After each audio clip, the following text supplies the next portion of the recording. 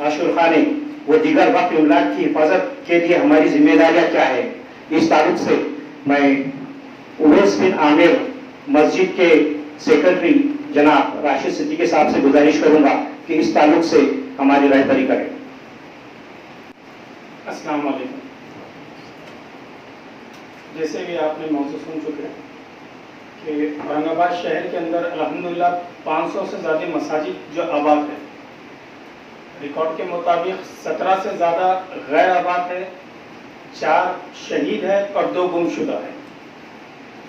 तो जो गैर आबाद है, शहीद है, गुमशुदा है, इसको हम आबाद कैसे करें, ये हमारी फिक्र होना चाहिए अपने शहर से।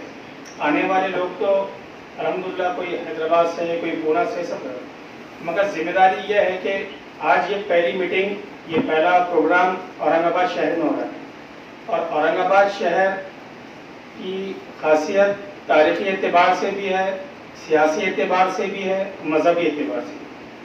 तो उसमें यह है कि पूरे महाराष्ट्र स्टेट का वक्फ बोर्ड औरंगाबाद में है, पूरे महाराष्ट्र स्टेट का वक्फ ट्रिब्यूनल औरंगाबाद में है। तो औरंगाबाद के मुसलमानों की जिम्मेदारी है कि यहाँ की मसाजिद, ईदगाह, कब्रिस्तान, मुस्लिम धार्मिक स्थल वो जो पूछी जाती है, तो जब तक हम उसका तहफ़्फ़ुज़ नहीं करेंगे, यूटिलाइज नहीं करेंगे, उसका तहफ़्फ़ुज़ नहीं होगा।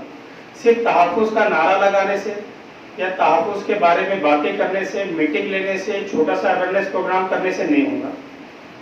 जैसे कुछ देर पहले सैयद जाकिर अली साहब ने ये कानूनी दावपेश अपने तौर पर बताए, तो मैं अपने तौर पे ये भी कहूँगा कि कुछ मसस पावर का भी इस्तेमाल करें। कागजी कार्रवाई अपनी जगह चलेंगी, क्योंकि आज 400-500 साल पुराने मैटर्स को उठाया जा रहा है।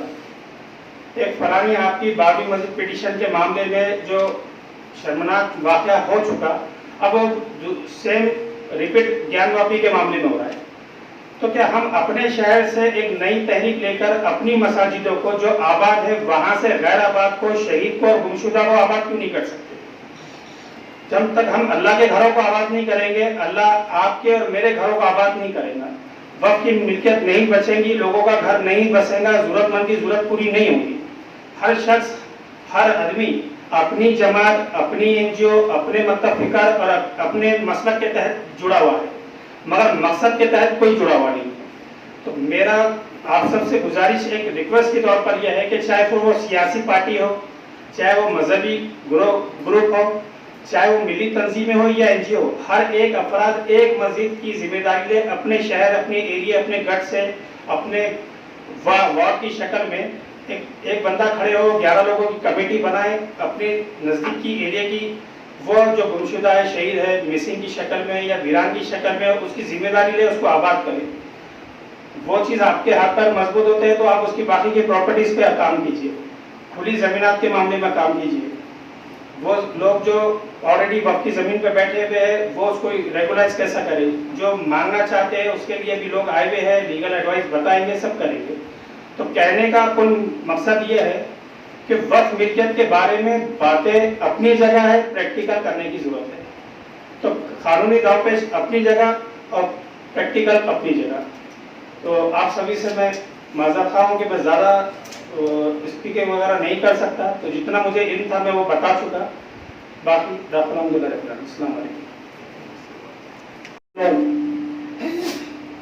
वर्शिप है वक्त,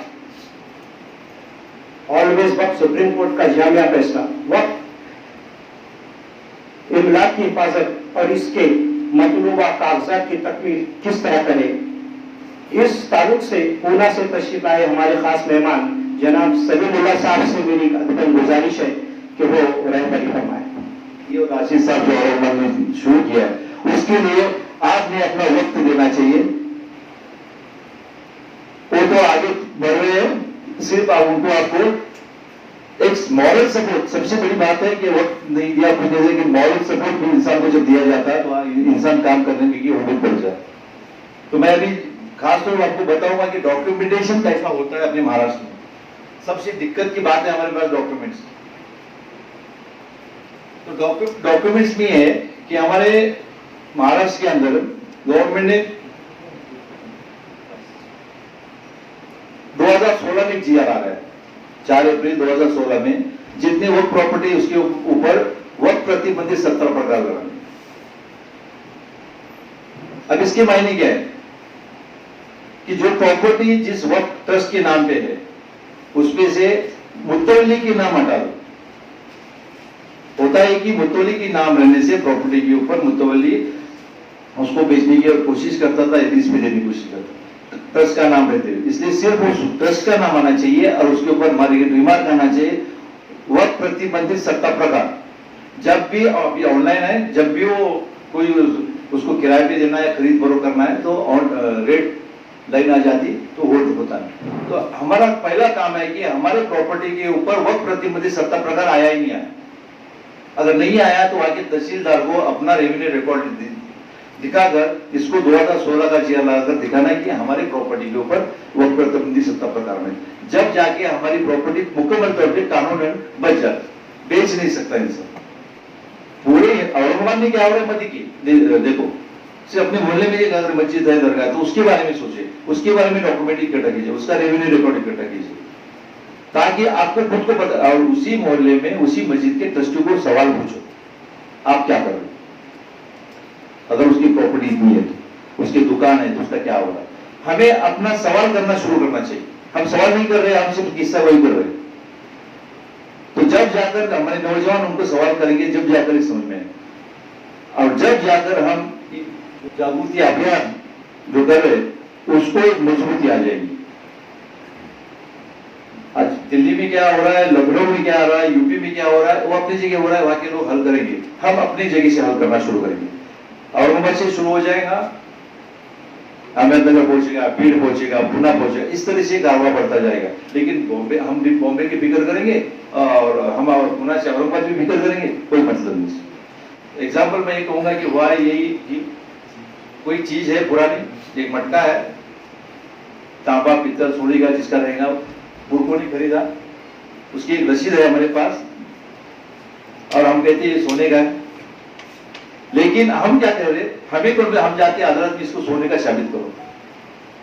हम क्यों साबित करेंगे सोने का? हम तो कहेंगे कि ये सोने का, हमारे पास रसीद है। जिसको कहना है ये सोने का नहीं, उसने साबित करना ये सोने का। हमें उल्टा कर रहे कि हमें अदालत में जाना पड़ रहा है, ये हमारी वो प्रॉपर्टी है। जो इसको वो प्रॉपर्टी नहीं कहते उन्होंने अदालत में जाना चाहिए। हमारा वो बोर्ड भी यही करता है कि तो आप अदालत में जाओ। हम क्यों जाए जब हमारे पास दस्तावेज है, सब कुछ है? हम तो कहेंगे वक्फ है, जो इसको न कर रहा वो हो जाए अदालत में। औरंगाबाद में वो बोर्ड है, हमारी तरफ से हम एक डिमांड रखेंगे इस वक्फ बोर्ड को मौजूदा। जिस तरीके से बेंगलोर में एक शख्स साहब ने हमारे से डिस्कस हुआ था इस बात पे, जिस तरीके से फॉरेस्ट में पुलिस है, फॉरेस्ट की पुलिस रहती, कारपोरेशन की पुलिस रहती, प्राइवेट मतलब उनके डिपार्टमेंट के तहत पुलिस, उस तरीके से क्यों ना एक पुलिस की टीम वक्फ बोर्ड की बनी जाए लीगली। जब जाके जिधर इंक्रोचमेंट होता है वो इंक्रोचमेंट के लिए वो रोक सके, हम तुम रोकने के बजाय वो खुद वक्फ बोर्ड की पुलिस वाले। तो इस तरीके का अगर हम एक कदम उठाएंगे, वक्फ बोर्ड को एक हम अपना अर्जी देंगे कि अपने महाराष्ट्र के लिए एक टीम बने, पुलिस टीम वक्त के मायने में। आपकी नौकर है, साहब है, रिस्पेक्ट है, चेयर का है, लेकिन आप जिस चेयर पे बैठे हैं वो चेयर लोगों की खिदमत के लिए बैठे नहीं। वक्फ बोर्ड में जाकर ऐसा महसूस होता है कि हम मुजरिम हैं और वो हमारे फैसला करने बैठे हैं। यही आम लोगों की हालत है। सिर्फ बातों से नहीं, प्रैक्टिकली ग्राउंड पे उतर के काम करना पड़ेगा, सबसे बड़ी बात है। और ग्राउंड पे उतरते वक्त उनके पीछे लगना पड़ेगा, उनको उनकी हैसियत दिखाना पड़ेगी। मैं तो साथ कहूंगा कि हैसियत दिखा। अल्लाह की तरफ से मैं नवाब मलिक साहब का बहुत शुक्रिया अदा करता हूं कि उन्होंने पहली बार वक्फ बोर्ड के अंदर 10 मेंबर की अपॉइंटमेंट की है। और आज की तारीख में औरंगाबाद से इम्तियाज जलील साहब member of parliament, Fauzia Khan member of parliament, doctor वजाहत मिर्जा, ऐसे बेहतरीन मेंबर अभी आज के मुताबिक में मौजूद है वक्फ बोर्ड में। तो हमें उसी का उनके तरफ से अपना काम कैसा होता है ये देख के लेना चाहिए। आगे जो है हमारा टॉपिक दूसरा आ रहा है, जिन वक्त इमलाक पर लोग बैठे हुए हैं और वो बार बार वक्फ बोर्ड के किराएदार यानी नुसूलदार बनने के लिए कोशा है, इनकी दाद व फरियाद सुनने के लिए वक्फ बोर्ड तैयार नहीं, वो क्या करे? इसके लिए कानूनी रास्ता क्या है? میں ایڈوکیٹ شکیل صاحب حیدرآباد سے گزارش کروں گا کہ اس تعلق سے وہ رائے بری فرمائیں۔ ہم کو سب سے پہلے جاگروک ہونے کی ضرورت ہے۔ جاگروکتا، چیتنا، یہ ساری چیزیں جو ہے ہم کو وقف بورڈ، اراضی وقف معاملات کو اس کی تحفظ اور اس کا صحیح استعمال کرنے میں ہم کو جو ہے ایک لاہ عمل ہم اس کا تیار کر سکیں۔ جب تک کہ ہم جاگروک نہیں ہوں گے، ہم موقف نہیں ہوں گے حالات سے اور کیا کیا چیزیں ہمارے وقف بورڈ میں ہیں، جیسا کہ مجھے یہاں کہا گیا تھا کہ بھئی آپ وقف پراپرٹیز لیز کے اوپر بات کریں۔ وقف پراپرٹیز لیز جو ہے 2013 میں جبکہ قانون نے ایک امینڈمنٹ کیا تھا 56 سیکشن 56 کے تحت کہ جتنے بھی اوقافی اراضی ہے وہ جو 3 سال کے لیے دی جاتی تھی پہلے لیز میں، اب 1 سے 30 سال کے لیے دی جاتی ہے۔ اس کا حصہ بھی بتایا گیا ہے کہ اتنا 5%، اگر کمرشل کے لیے اتنا ہے تو 5% ہے، یا پھر دوسرے کسی اور چیز کے لیے استعمال ہوا تو اس کے لیے اتنا % ہے۔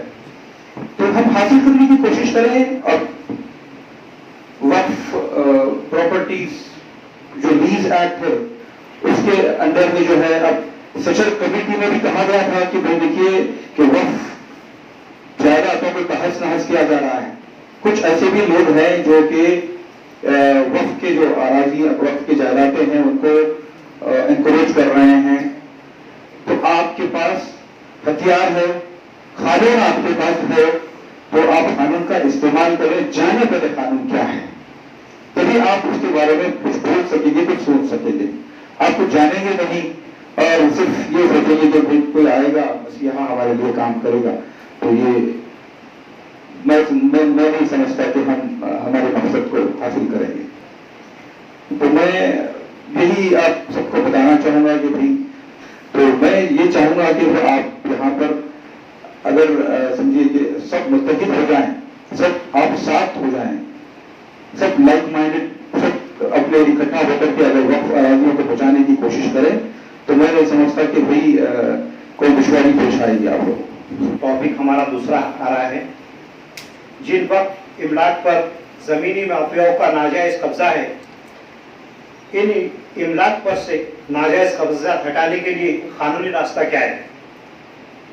میں جناب اشفاق خان صاحب vice chairman minority department Hyderabad سے گزارش کروں گا کہ وہ اپنے خیالات پیش کریں۔ السلام علیکم ورحمۃ اللہ وبرکاتہ۔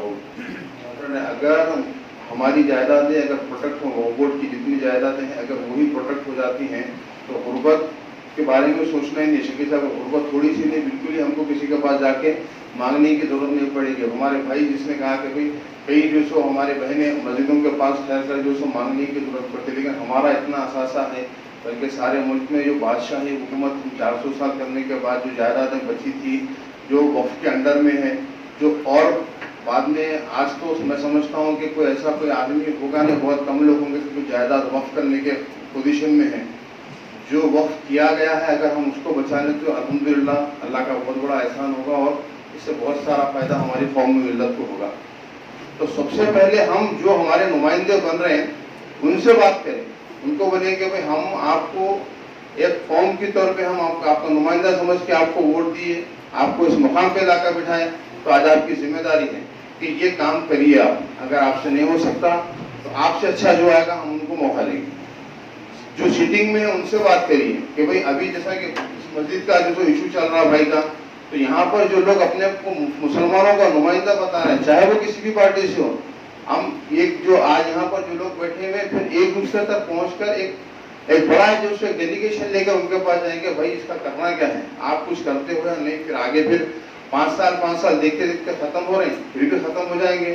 اگر آپ وعدہ کرتے ہیں تو آپ کو وقت دیا جائے گا یہ مافیا کو ہٹانے کے لیے، یعنی کہ وعدہ ہو گیا کہ پھر 5 سال کے بعد آئے تو دیکھیں گے، وہ ویسا نہیں، ایک وقت ایک لمیٹڈ پیریڈ دیا جائے کہ بھئی اس پیریڈ کے اندر آپ یہ مسئلے کو سالو کر دیجئے، اس مسجد کے مسئلے کو یا اس قبرستان کے مسئلے کو یا اس درگاہ کے مسئلے کو یا اس عیدگاہ کے مسئلے کو، کیونکہ آپ اقتدار میں ہیں اور آپ جو سو آپ کا पावर रखते हैं तो आप इस्तेमाल करिए इसको, नहीं तो फिर उसके बाद हम आपके पास नहीं आएंगे, हम दूसरे के जिसके पास जाना है जो ये काम करेगा हम उसके पास जाएंगे और हम उससे काम लेंगे। अस्सलाम वालेकुम। जैसे कि सदर जनाब खान साहब और डायस पे बैठे और हाजिरी, मैं अपनी प्रैक्टिस 40 साल की कंप्लीट की है, इसमें मैं 8-10 साल जो है वक्फ बोर्ड के फाइनेंस पर भी था, तो वक्फ बोर्ड के तमाम हालात से मैं वाकिफ।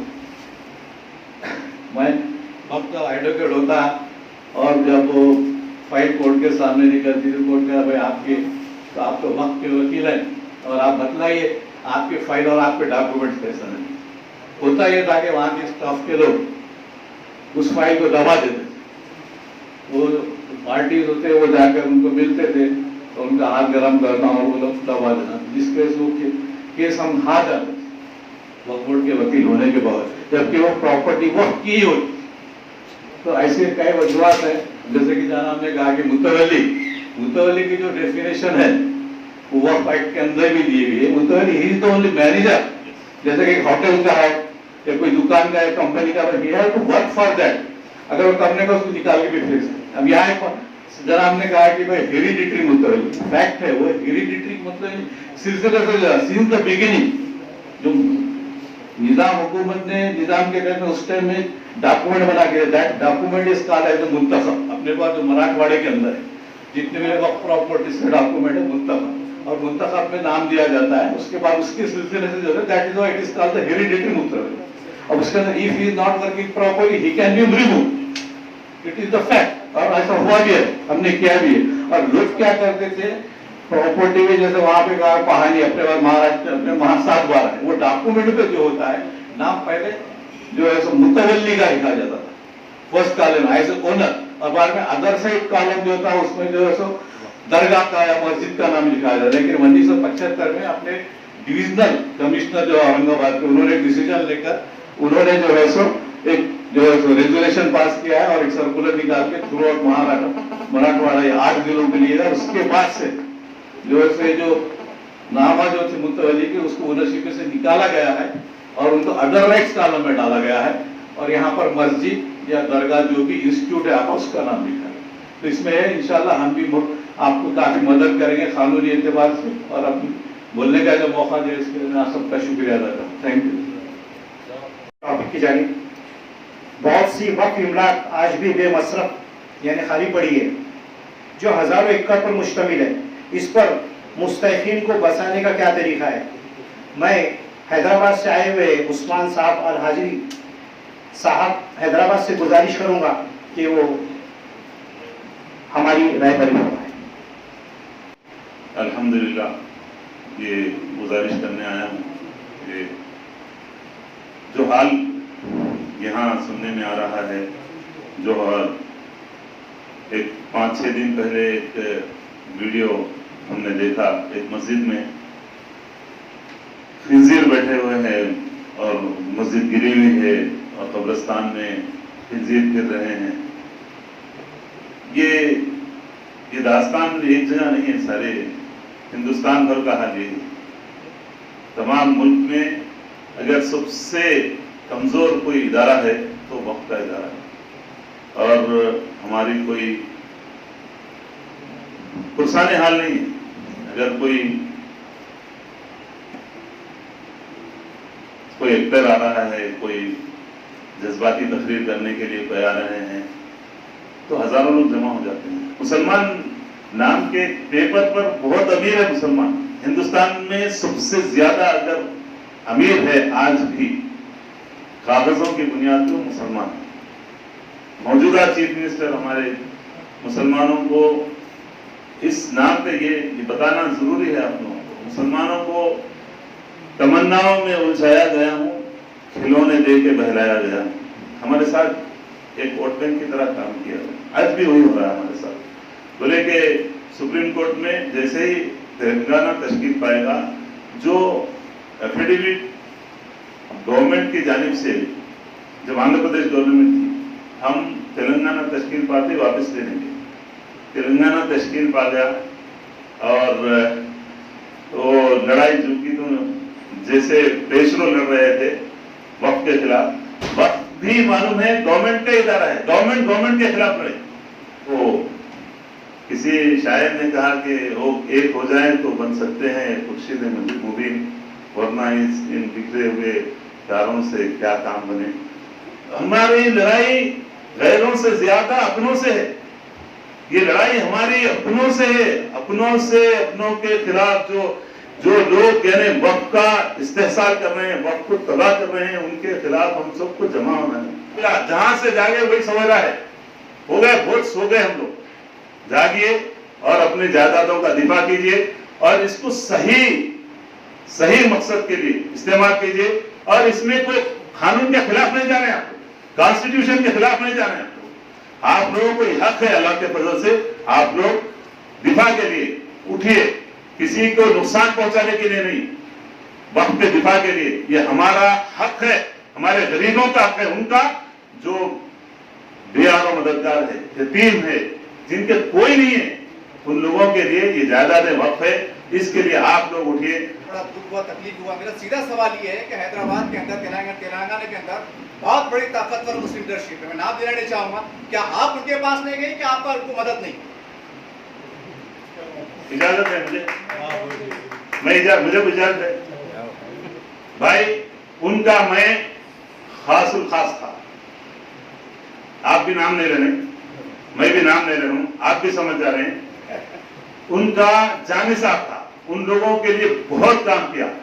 आप सिर्फ जब भी आए उनको बोलिए टोली मस्जिद का मसला क्या है, टोली मस्जिद के 4 शादी खाने किसके हैं, सवाल कीजिए। जवाब अगर आ गया तो उस्मान उनके साथ मिलने तैयार है। अस्सलाम वालेकुम रहमतुल्लाहि व बरकातहू। अहमद साहब, वक्त की कमी है, लेकिन इनको भी हम 2 मिनट में सुन लेते हैं। आइए सर। अस्सलाम वालेकुम रहमतुल्लाह। ये जो जलसा मुनाकिद हुआ माशाअल्लाह बहुत काबिल तारीफ है। सबसे अहम मसला ये जो वक्त की प्रॉपर्टी को प्रोटेक्शन करने के लिए सबसे बड़ी जो दिक्कत आने वाली है वो है कि एक शख्स अगर कोई वक्त की प्रॉपर्टी को कब्जाना चाहता है और उसके खिलाफ अगर कोई इनफिरादी तौर पर उसके खिलाफ जाता है तो वो मामला एक आपसी दुश्मनी हो जाती है।